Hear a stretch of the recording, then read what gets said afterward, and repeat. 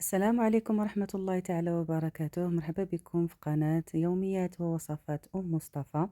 اليوم إن شاء الله في هذا الفيديو غادي نشارك معكم طريقة تقطيع الدجاج خطوة بخطوة بكل سهولة، وكذلك تتبيل الدجاج بتتبيلة لذيذة وصحية كتناسب جميع الطبخات.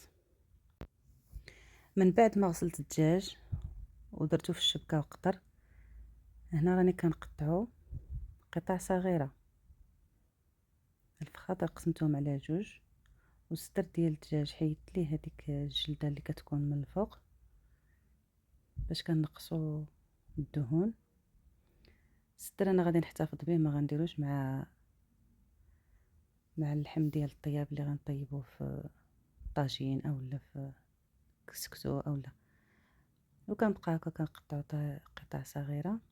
الا بانت لكم شي شحمه ولا بقاو تحيدوها من الافضل صافي. وهذاك الصدر قسمته على جوج.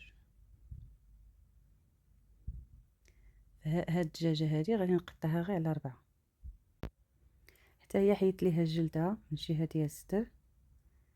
عاد بديت كنقطعها.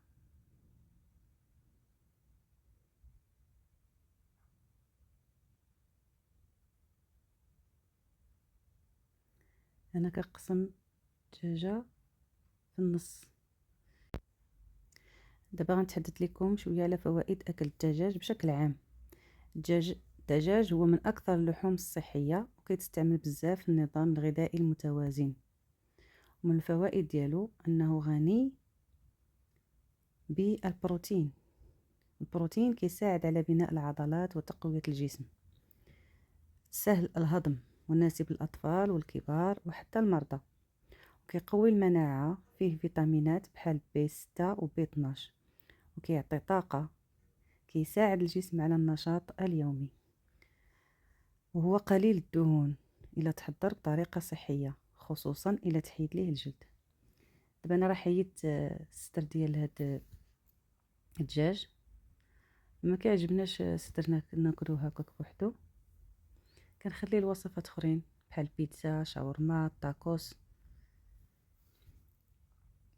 فوائد صدر الدجاج بالخصوص: صدر الدجاج كيتعتبر من احسن الاختيارات الصحيه.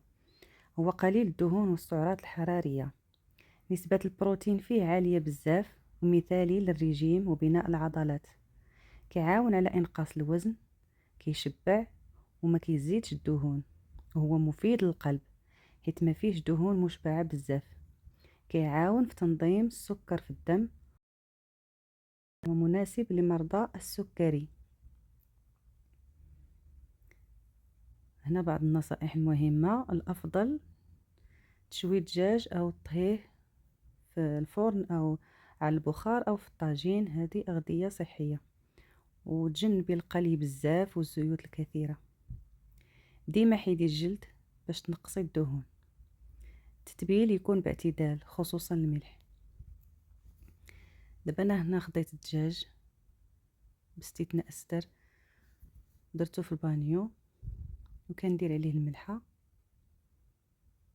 والحامض او الخل او الرنج حسب المتوفر. انا هنا درت الرنج اللي درتوه كيخصكم تكتروه حيت هو ماشي بحال الحامض. صافي كنبقى نضيف الملحه ونزيد عاوتاني الرنج ونحرك مزيان، وكنخليه في الثلاجه. الا صاوبتوه في الصباح حتى العشيه عاد ديروا نعاودو نغسلوه ونديروا التوابل. درتوه في العشيه، في الصباح عاد غادي نعاودو نكملو. صافي كنبقاو نزيدو الملحه باش نتاكدوا ان الملحه دخلت في الدجاج كامل، هي والحامض او الخل او الرنج حسب المتوفر.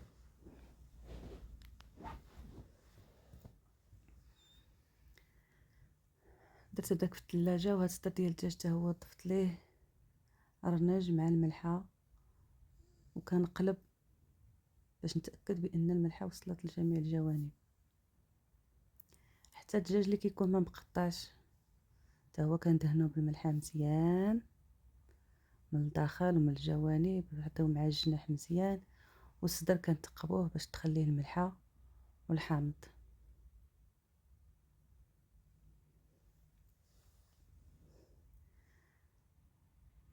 من بعد ما ملحتهم مزيان من الداخل ومن برا، ضفت عليهم الخل صافي، وكنحطهم في الثلاجه حتى هما يباتوا. انا هادو صاوبتهم في العشيه، لغد لي في الصباح عاد قديتهم. غسلتهم مزيان من الملحه والحامض اللي كانوا فيهم، اللي فيها الرنج، اللي فيها الخل، اي حاجه. وملي قطروا كندير بانيو فيه كاس ديال الماء، معلقه كبيره ديال سكينجبير،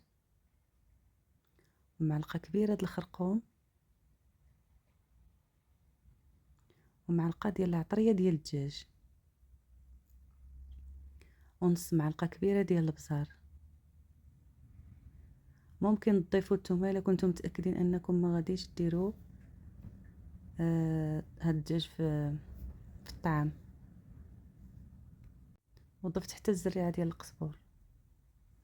جاتني هذيك التبزيره قاصحه شويه، وزدت الماء باش تدخل التوابل مزيان في الدجاج.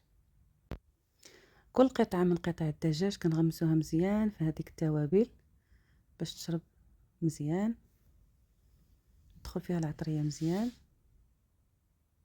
كما قلت لكم الا كنتو غديروا به الطعام ما ديروش الثومه. انا ما درتش الثومه حيت ما عرفتش شنو فاش غنحتاجو.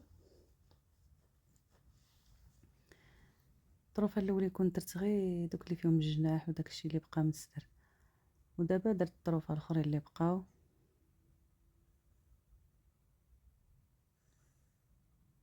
ومن بعد ما حاولت انني ندخل فيهم التوزيره مزيان، حطيت القطع الاخرى حتى هي فوق منهم، وعاد احتفظت بهم في الثلاجه.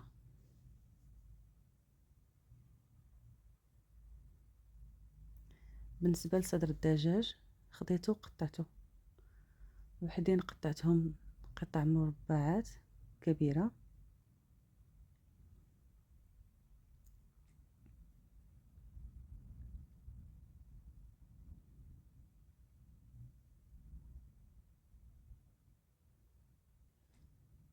حتى هنا الصدر ديال الدجاج راه كنكون غسلته وحطيته قطر مزيان من هذيك الملحه والحامض.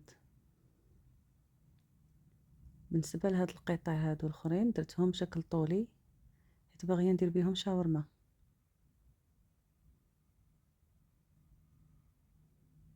صافي كنستمروا بنفس العمليه، كنقطعوا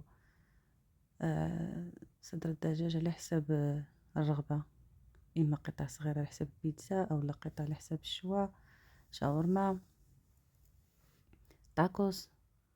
وكنديروهم في الميكات ونحتفظوا بهم في المجمد. الا كنتو غادي تستعملوهم ديك الساعه او لا غد ليه، كدير لهم حتى هما العطريه ديالهم وعاد تحتفظوا بهم. الى عجبكم الفيديو ما تنساوش ديروا اشتراك وتفعلوا الجرس باش يوصل لكم كل جديد، والاعجاب.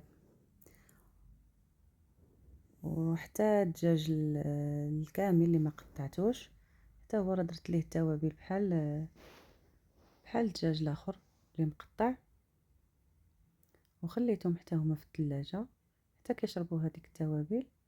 ومن بعد كنحطهم في المجمد. وبسلامه، نتلاقاو في فيديو جديد.